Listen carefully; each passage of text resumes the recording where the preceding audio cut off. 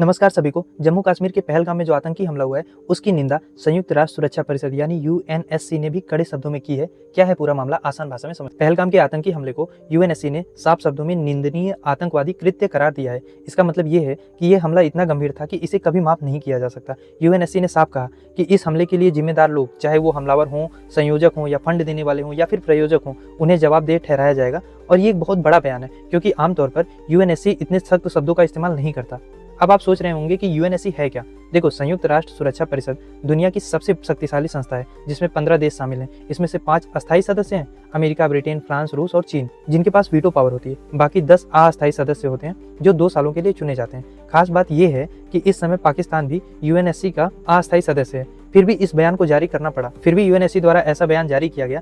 ये दिखाता है कि भारत का वैश्विक दबदबा कितना बढ़ चुका है। इस हमले के पीछे लश्कर-ए-तैयबा का हाथ बताया जा रहा है, जो एक पाकिस्तान समर्थित आतंकी संगठन है। इसको छिपाने के लिए द रेजिस्टेंट फ्रंट नामक एक नया संगठन भी सामने लाया गया, लेकिन सच सामने आ चुका है। भारत ने स्पष्ट कर दिया कि इस हमले के पीछे पाकिस्तान का समर्थन है और यही वजह है कि यूएनएससी ने सभी देशों से कहा है कि वे भारत के साथ सहयोग करें ताकि इस मामले में जल्द से जल्द न्याय हो सके।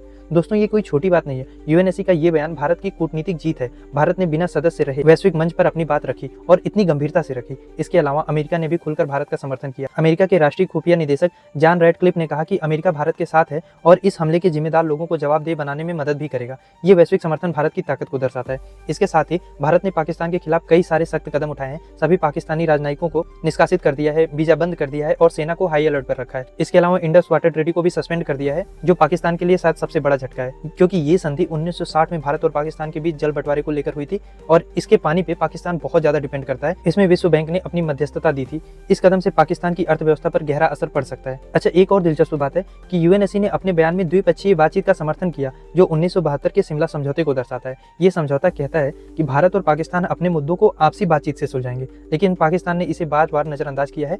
अब वैश्विक दबाव में उसे इस समझौते का पालन भी करना पड़ सकता है। इस घटना का असर सिर्फ भारत पाकिस्तान तक सीमित नहीं है। एफटीए यानी फाइनेंशियल एक्शन टास्क फोर्स की अगली बैठक में पाकिस्तान को फिर से ग्रे लिस्ट में डालने पर विचार हो सकता है और जिसकी संभावनाएं बहुत ज्यादा है। इससे होगा क्या कि उसकी अर्थव्यवस्था और भी कमजोर हो जाएगी। साथ ही भारत को अब अंतर्राष्ट्रीय समुदाय का पूरा समर्थन मिल रहा है, जिससे वो और भी सख्त कदम उठा सकता है। दोस्तों, ये हमला और यूएनएससी का बयान भारत की बढ़ती वैश्विक ताकत का सबूत। भारत को पाकिस्तान के खिलाफ आगे क्या कदम उठाने चाहिए, इस बारे में अपनी राय हमें कमेंट बॉक्स में जरूर बताएं। धन्यवाद।